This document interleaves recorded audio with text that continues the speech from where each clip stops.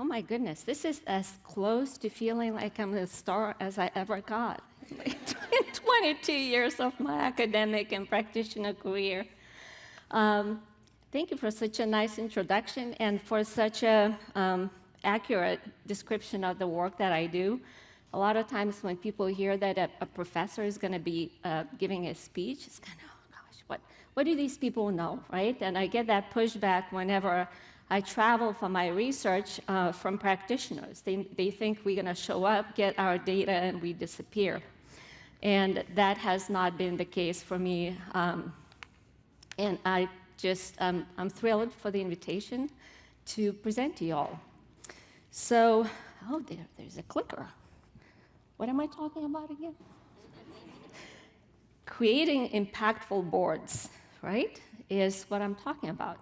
And when Jeff gave me the title of the talk, I really had to stop and think about this, because I've been researching what makes boards effective. I've been researching board effectiveness and link to innovation. I've been researching all these different things, but impact, like I really have to completely come up with a brand new presentation. There was nothing that I could really recycle. Because a lot of people, when we do speeches and presentations, you go back to what you have and you stitch them together to come up with something. Thinking back, I was trying to think back, actually this morning as I was driving here, what got me interested in boards and innovation? And that takes me back to about 15 years ago, when I developed this fancy model of nonprofits and innovation, looking at different variables that make nonprofits innovative, and one glaring thing that was missing was boards. And so I developed this new proposal. I went to my semi-mentor, someone who had access to good money. I said, look, this is my new proposal. And he laughed. He's like basically not physically ripped up the proposal, but he laughed. He said, boards and innovation, are you kidding me?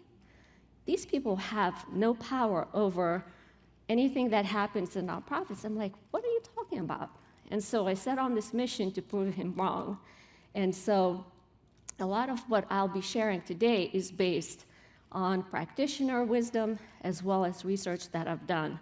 So it's a nice mix of both, because as the previous speaker said, I'm one of those people who, I want to test to kind of see if that's true. If somebody is saying that certain things matter, I want to put my research behind it. So you'll see some reporting, you'll see some numbers. I know people tend to be intimidated by them, so I included a minimal number of statistics for you to back up what I'm trying to say. So what I want you to complete, I'm going to back up, is a statement: the board is to my organization as blank is to blank, right? The board is to my organization as blank is to blank. All right. Does anyone can share what they wrote? The board is to my organization. Yes. The board is to my organization what the spine is for the body. Awesome. Did everyone hear it? Can you read it louder? Sure. They couldn't hear in the back. The board is to my organization. Sorry, I'll stand up. The board is to my organization what the spine is to the body. Thank you. There's a hand there. The board is to my organization what employment is to homelessness. Wow, that is awesome. That is deep. Yes. Anyone else?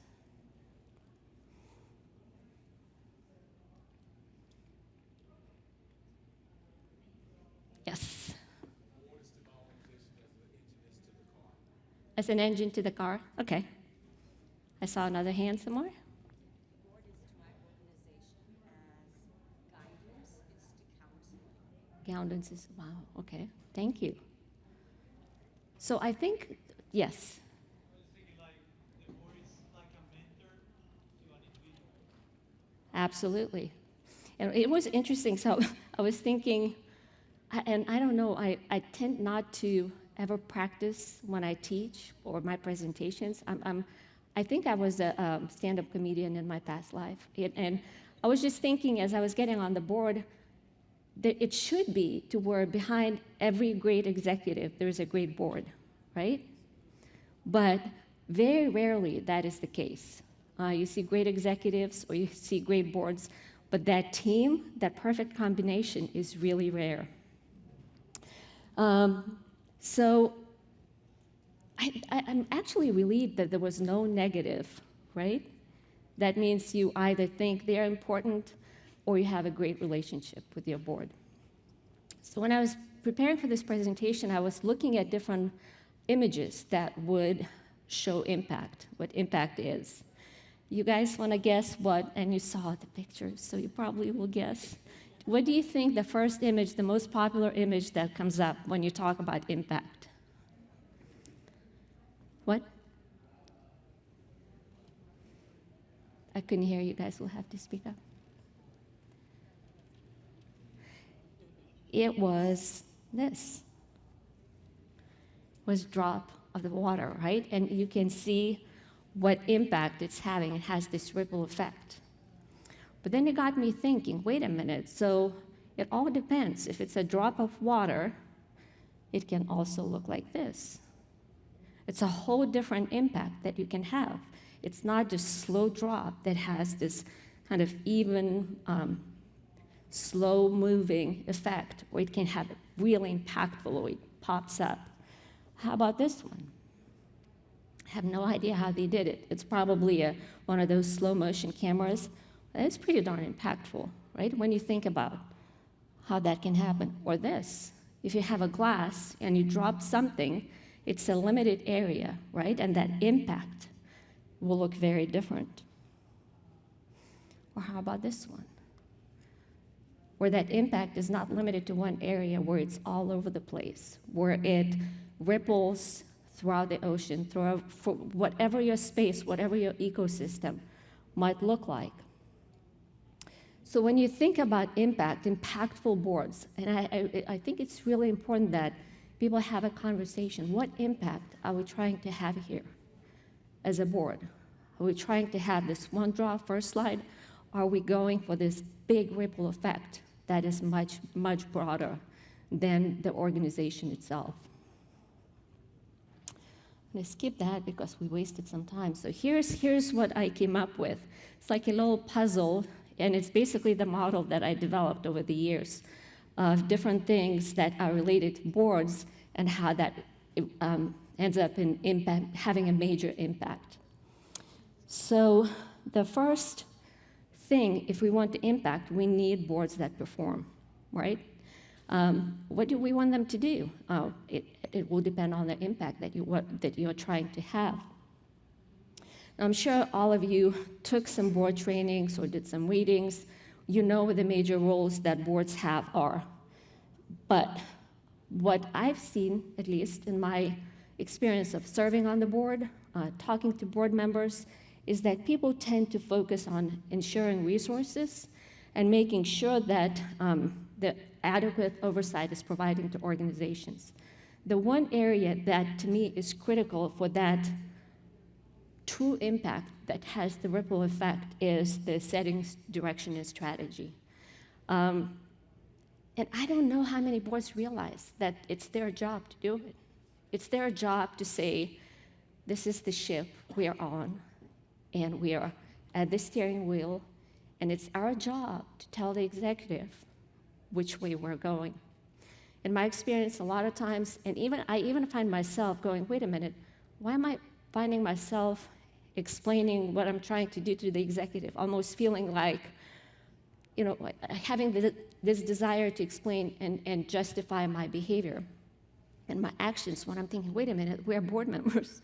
We're the ones, kind of that role reversal is pretty common. So it's really important that boards understand that it's their job to determine what the mission is, what the purpose is, and which way we're going as an organization. So 4 different levels of board impact. You can see the one where it's really just board that requires a lot of work. And I don't know how many of you have had this experience. I've seen plenty when I interviewed executive directors. They'd be scrambling before the board meeting, trying to say, oh, I have a board meeting, I have to prepare all this, because they show up once a month and I have to tell them what's happening. So this is the board that is more work than is worth it. This is the board that just shows up without doing much work. Then you have a rubber stamping board, your level 0. Then you have level 1, going back to the slide here. These are the people who are good at ensuring resources and providing oversight. But then the level 2 is those boards that think about, they enable great things to happen. They are the boards that think strategically about where the organization is headed. Not just focusing in the now, what organization needs now and this year, but thinking about what can happen in a year or 2, or 10 for that matter. So, but that's, if we looked, it's kind of funny and sad at the same time. If you ask boards how they perform, more often than not, they will say that they're doing great, right? Not necessarily stopping to think how they're actually performing. So this comes from, how many of you have heard of Board Source? Awesome.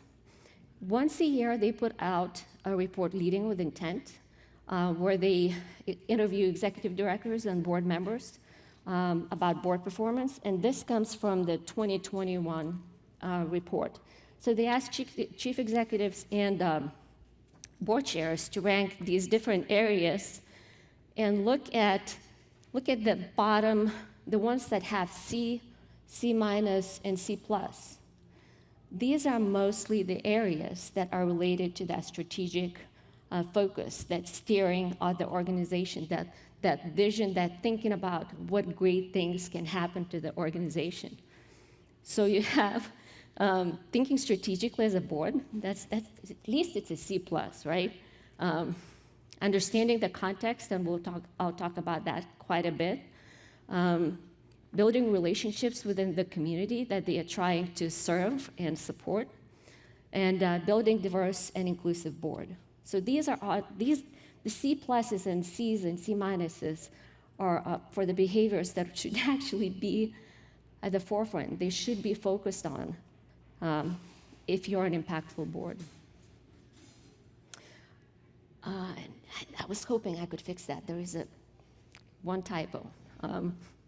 So these are major findings from this report. Boards are disconnected from the communities and people that they serve. Now that is really bothersome. 49%, they lead in organizations and they don't really understand what those communities and people are experiencing.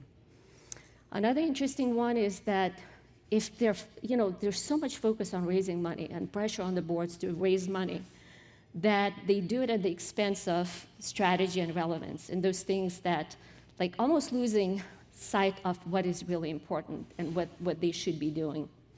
And then again, not spending enough time on understanding the context, building relationships with community, and very importantly, building diverse and inclusive boards.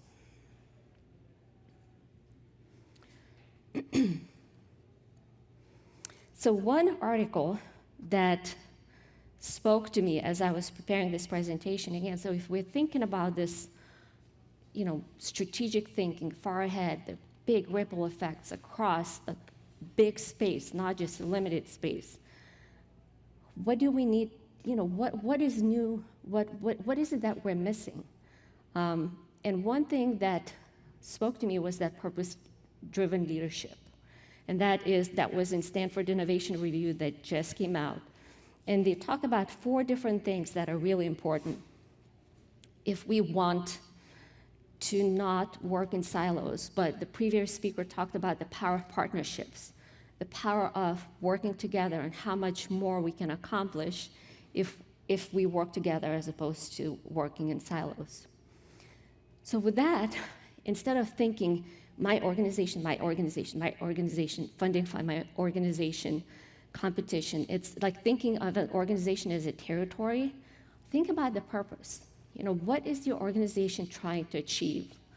So for example, I'm serving on the board of a small rural charter organization. And what's really interesting with that, I see the power of all these principles because you're working in a limited ecosystem. I would imagine for you all, you work in a big city where there's thousands of nonprofits, so it's kind of hard to know who your people are and whom you're impacting. But thinking about the purpose, what is the purpose? If purpose is educating our children, right? Thinking about what you're doing, how that's gonna impact that desired outcome. So not just thinking, what is my organization doing? Thinking about what is best for the purpose, the bigger purpose, and using that as you make any kind of decision, really. So the second one, respect for ecosystem. Again, I can't tell, I've been in Athens for 22 years at UGA. Small city, over 400 nonprofit organizations. The same social issues. Every 5 years, this huge initiative, let's address the poverty, let's solve this, that, and the other. Within a matter of 2-3 years, it goes down the tubes. And I think a problem with that is, number one, the territorialism that I talked about in the first slide, and number two, not truly understanding what the ecosystem is and how these different parts link together. So instead of thinking about how would this impact your organization, think about what impact that's going to have on other organizations in that ecosystem, because that, believe it or not, will affect you. It might not be immediately, but in the long run, that effect will be felt. Equity mindset. That goes back to lots of conversations we've been having in the last 3 years.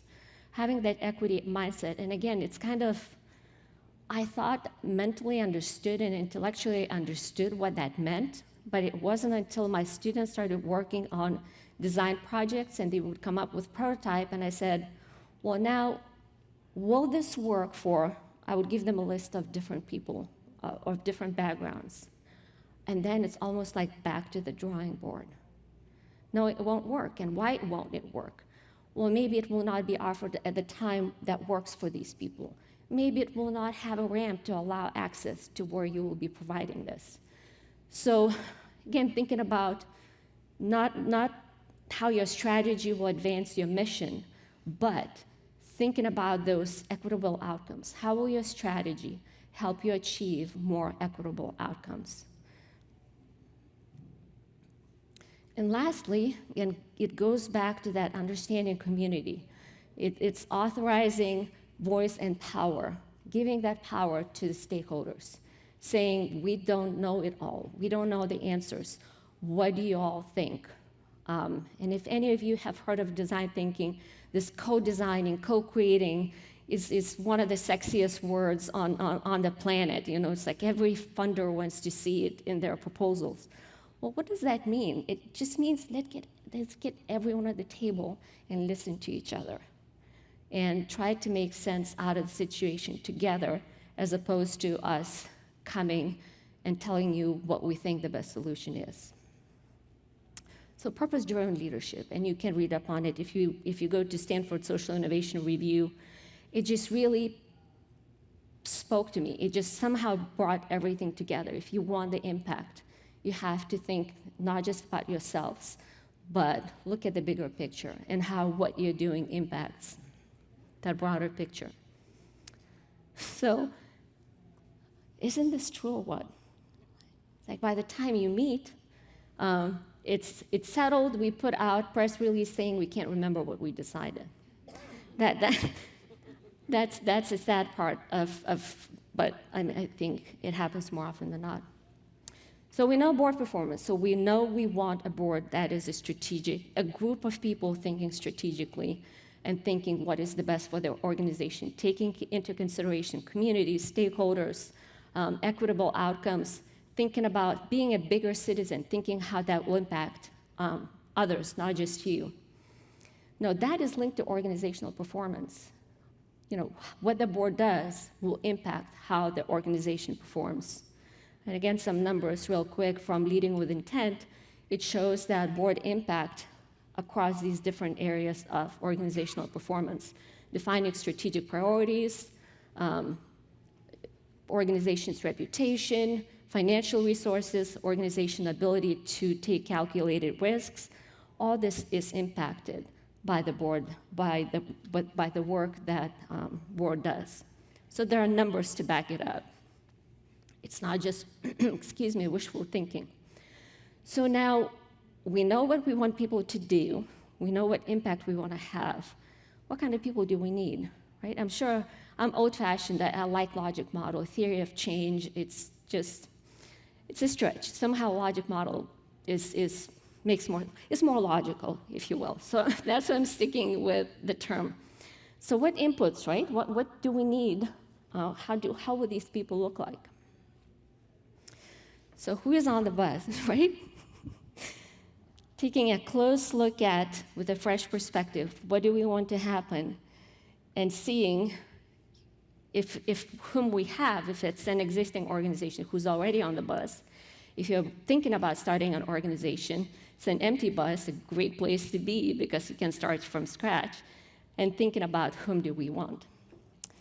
Again, findings from leading with intent, look at the lowest percentages of whom they feel like they have not the right people on the board. So leading the organization strategic and planning, only 63%. To me, that's a low number. Compared to the rest, it looks like it's okay, but I think considering it should be the key role that boards should be playing, I'd like to see it 100%. Establishing trust with communities, only half. Hey, it's a problem. Influencing decision makers' policy decisions of relevance to the work, mission goals, and raising funds, that's only 25%. So I am positive you all have seen board matrix. You know how it looks. You know the major categories of board members that you want to have on the board.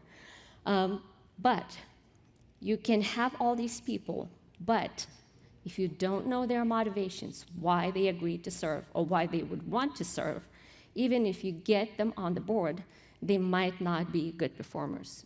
And I can speak for myself. Some of the engagements that I had, some of the worst experiences as a board member I had, were the ones where I could not do what I really wanted to do, that did not allow me the opportunities. And these are some of the major motivators why people want to serve on the board. And you can read it for yourselves, and I'm sure these slides will be available. I cannot underestimate how important it is to figure out what these people want, not just what you want, right? Because it's a relationship. It's not just like you get them on board and you let them do their work. It's a group of people. It's a team, right? In essence. So you have to bring the right people and you have to provide the support for them to be effective in what they are trying to do. Some additional factors that it was really important that they found family upbringing. If they volunteered in the past with their families, it showed that people were much more effective as board members. Levels of compassion, commitment to public service, formal and informal experience. It shows if people volunteered in the past, they will be much more committed board members. So as you look for people and you interview them, consider some of those things, asking some of those questions. Again, some of the criteria, you want people who are concerned, who are really interested, in issues that your organization is trying to address. Just because someone is highly influential in the community, just because someone is wealthy, does not mean that it's a good fit for your board. You want someone who is truly concerned about what your organization is trying to accomplish. With that, you want to balance it out, you want to have people who have reputation and prestige in the community. And again, I've seen it in a small community, how important that is and how many doors that can open. If someone is trusted in the community, if someone has a reputation, that they build that reputation over the years, that is going to be a huge plus for your organization. Ability to contribute money. It's nice, but again, you need the busy bees. You need people who will be there working and putting their hours, helping your organization do amazing work. Interpersonal skills. I cannot tell you how important that is. And you should, as you add new members, this is the point where it's really important to think about whom you already have on the bus, and will these people play nicely if you introduce them. So we had, we're trying to recruit board members for our board. And again, it's a small community, it's really hard to find them. And you bring someone in, a great fit, checks off all the boxes, but like I don't think he'd be a good team player. We don't think that interpersonal dynamics would work out. So this is not just one of the factors, I think it's one of the really, really important factors to think about. Leadership role, again, I mentioned that. And then willingness to do the work. So just because they can do the work does not mean that they will do the work, right? And it's interesting because people tend to go, okay, so we need someone who knows, who can do photography. And they go straight after a professional photographer in the community. Well, these people, or an accountant, these people do that job for a living. And you're asking them to volunteer to do more of that for many hours after you're done doing that for a paid job.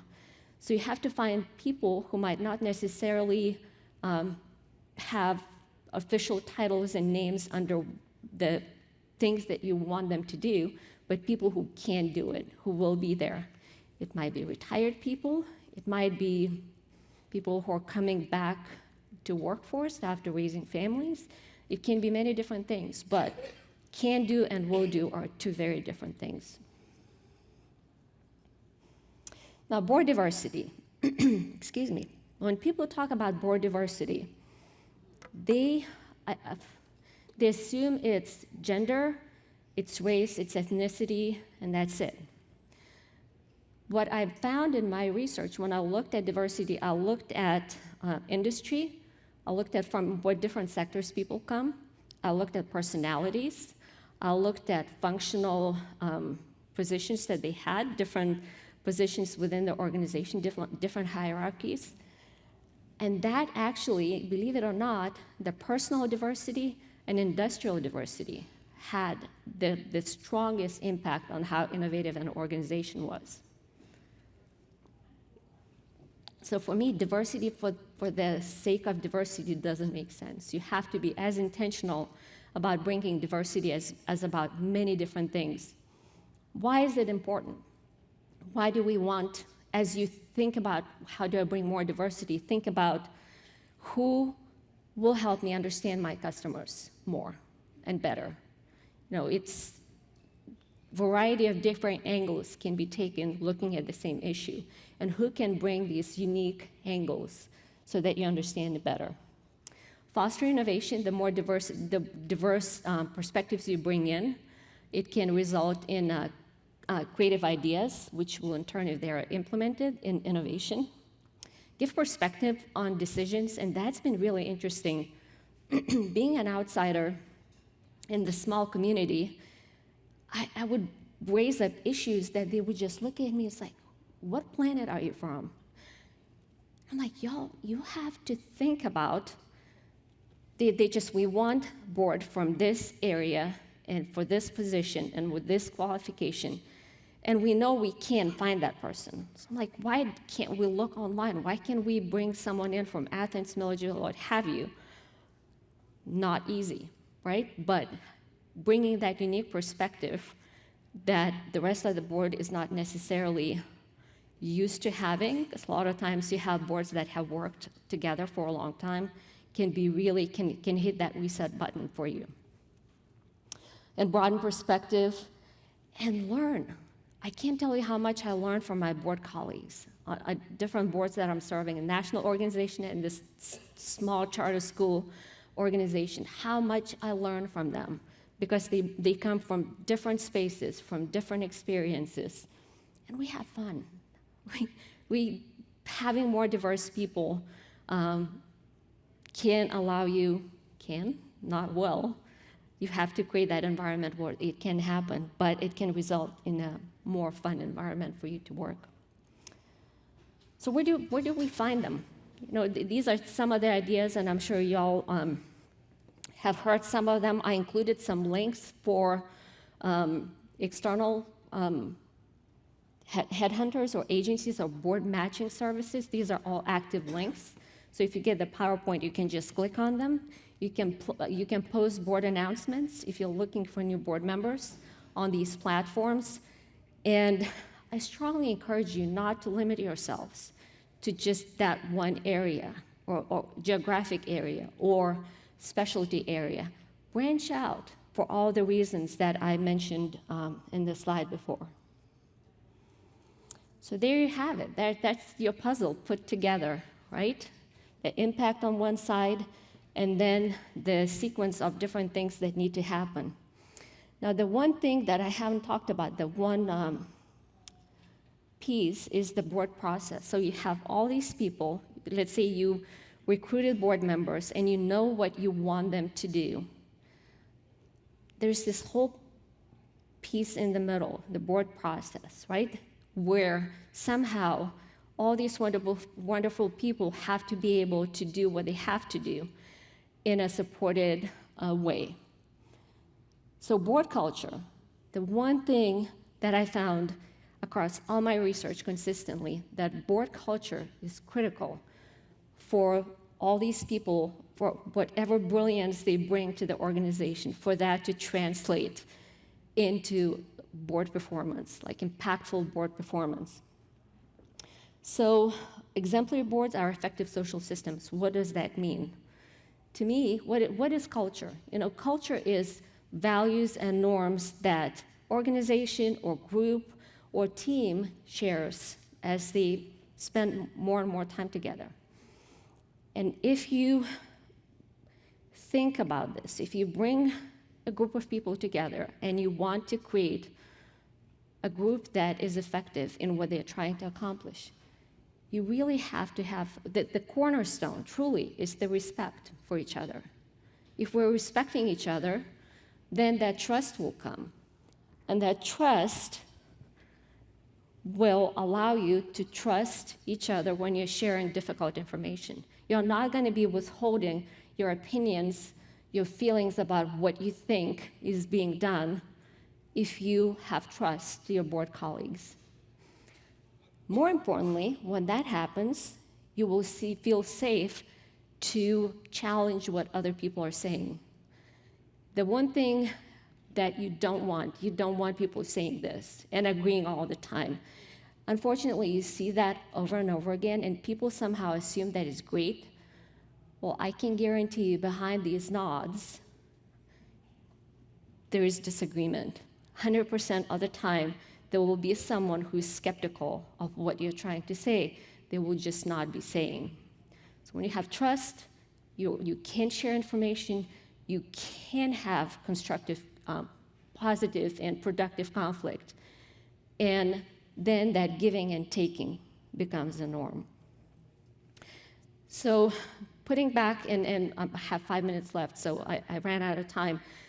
So in that middle process between the board members whom you have and what you want them to do, you have this middle part. You know, you have executive and board chairman relationship. You have executive and board relationship. All these things truly matter in how boards end up performing. Now, one last thing I'd like for you all to do is to turn to, maybe find someone you haven't met, because I see you sit at the same table, and share one thing that stood out to you from this presentation. And then tell them one thing that you commit to doing or changing in your organization with regard to the board. After you're done sharing, exchange your business cards and commit to following up and saying if you actually implemented that. All right? I just wanted to, again, and you all can continue the conversations during our breaks and also during lunch, but I wanted us to give Kristina a very Well-deserved round of applause. Thank you. Thank you. The plywood applause. Thank you very much. Now go do this. Whatever you committed, that's one thing, and I stopped going to trainings and conferences for many years because I found that you come back all energized and then you come home and it's like thousands of emails. Catch up, playing catch up for a week, and then it was like, what was that conference I went to? So even if you do one small thing after this, because there's one area you cannot accelerate is board development and building an impactful board. So even the tiniest thing that you can do will make a big difference. Thank you again. And just before we break, Rachel online, because we don't want to forget our online community, she asked, is there any good team building exercises that can be implemented through virtual meetings? Oh my goodness, yes. Just drop me, email me directly, and I can't, not only that, I've been using virtual Mural as a collaboration platform. It has worked beautifully. So the answer is yes, and I can't remember websites and exercises off the top of my head, but if you email me, I'd be more than happy to. Because I've used them with my students. I would start every single class, we would start with team building. Oh. We will give that out to you. Okay, I'll write it down for you. Yeah, we will give that out to you as soon as we break. Again, thank you, Kristina, for your time. I'll make sure that everybody here, as Jeff mentioned earlier, will get the slides and the points from the talks that all of the speakers are presenting. Yeah, so thank you. And if you don't get the email, if you type in my name and UGA, it will have my UGA email. Thank you all. Good luck.